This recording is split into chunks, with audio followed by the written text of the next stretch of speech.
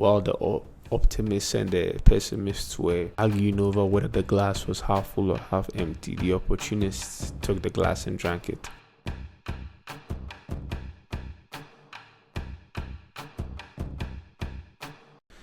The key is not to overthink it. The 7th out of 100 shitty videos. Anyway, welcome. First things first, shameless plug. About to release the negative momentum stack, and after months at this point of procrastinating and tweaking and all kinds of other nonsense, it's finally about to be live. So I'm very proud of myself for that. So I just want to talk about one thing this video, that is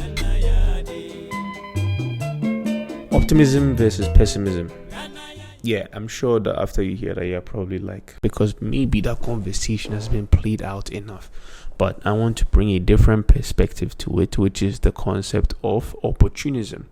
And that may also sound like it has a bit of a negative connotation. And yeah, that's kind of analogous to what you're supposed to do. Hear me out. So the idea here is this: instead of thinking too much about falling into one party or other, that you need to see things in a positive or negative light, I don't choose to do that. I mean, what I'm about to be described could be seen as positive, or maybe it could be seen as negative. But at the end of the day, the aim is simple. See things in whatever way derives you the maximum benefit. So in a case where something beneficial can happen to you, then it's probably best to see it as beneficial. Let me give an example. In the case of, let's say,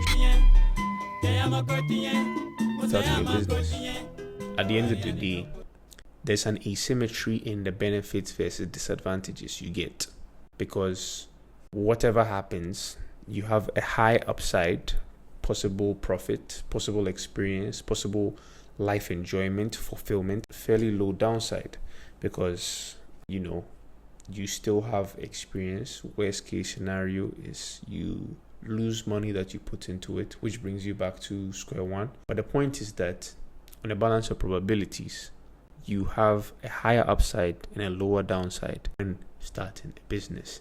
Let's say a creator business. Because you have a higher upside for taking that action, you need to be able to perceive that action in the way that's likely to derive you the most benefit. So you see it in a way that is likely to get you to take action. Formulate whatever theory or hypothesis in your head is likely to make you feel like you should actually start a business, because it increases your opportunity to actually make money and to get all the advantages and benefits I mentioned from before. So maybe you're starting to see the picture here, but let me give you some context here, because it flips the other way around as well. If you need to see drinking and driving, let's see, in a negative light, whatever one gives you the maximum benefit, that's how you choose to perceive it.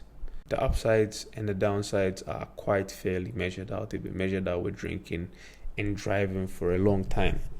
So you know that there's not much you can benefit. The ratios, the ROI doesn't make that much sense. So instead of thinking too much about, should I be positive or negative about it?